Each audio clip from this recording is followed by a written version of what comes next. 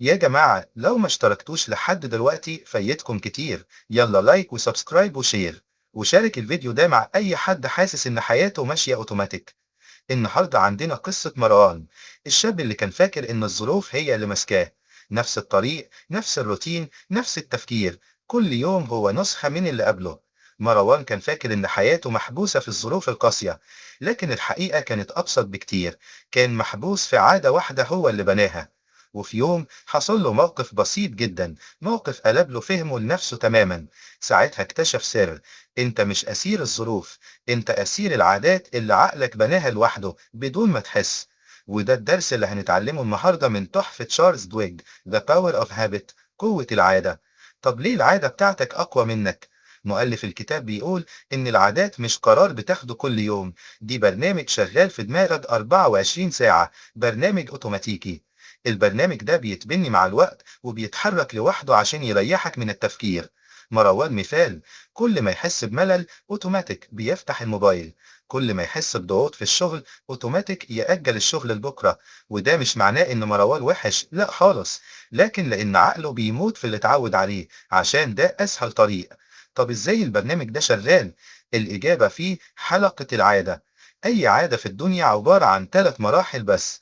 المرحلة الأولى كيو، المحفز، ده اللي بيخلي البرنامج يشتغل، ممكن يكون إحساس، مكان، أو حتى وقت. المرحلة التانية روتين، الروتين دي الفعل اللي بتعمله أوتوماتيكيا بعد المحفز. المرحلة التالتة ريورد، المكافأة، ودي اللي بتخلي عقلك يقول يا سلام كرر الفعل ده تاني. نرجع لمثال مروان بتاع الموبايل. المحفز بتاعه كان الملل، الروتين بتاعه كان يفتح موبايل ويقلب فيه، المكافأة إحساس لحظي بالمتعة ونسيان الضغط. طب إيه القنبلة اللي في الكتاب ده؟ مروان كان فاكر إنه لازم يبطل العادة تماما، لكن السر مش لازم تلغي العادة، بدلها بس. الفكرة إنك تحتفظ بالمحفز والمكافأة. مروان لسه بيحس بالملل، المحفز، ولسه محتاج إحساس أفضل، المكافأة. بس بدل ما يفتح الموبايل هيعمل روتين جديد. الروتين البديل يمشي دقيقتين في البيت، أو يشرب كوباية مية كبيرة، أو يكتب سطر واحد بس في مهمة متأجلة. وده اللي اسمه العادة البديلة، أو The Golden Rule of Habit Change. إيه اللي بيخلي الناس تفشل بعد 3 أيام؟ لأن مخك بيحب السهولة وبيكره أي حاجة تتطلب مجهود. لو خليت العادة الجديدة صعبة أو مثالية زيادة عن اللزوم هتفشل. مروان اكتشف إن المشكلة مش في ضعف إرادته، المشكلة إنه بيخلي العادة الجديدة صعبة التنفيذ. القاعدة اللي غيرت حياة ملايين هي ضعف العادة في بدايتها. العادة أول أسبوع عاملة زي طفل صغير بيتعلم يمشي، لو سبتها تقع هتقع للأبد، لكن لو مسكتها ودعمتها هتثبت. مروان قرر يبدأ ب3 عادات بسيطة لمدة أسبوع واحد بس.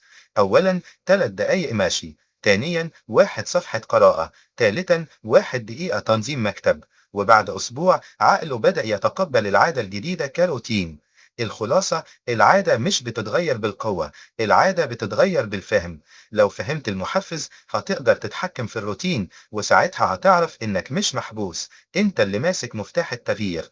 لو نفسك تغير عادة سلبية ابدأ بواحدة بس وحولها لنسخة جديدة.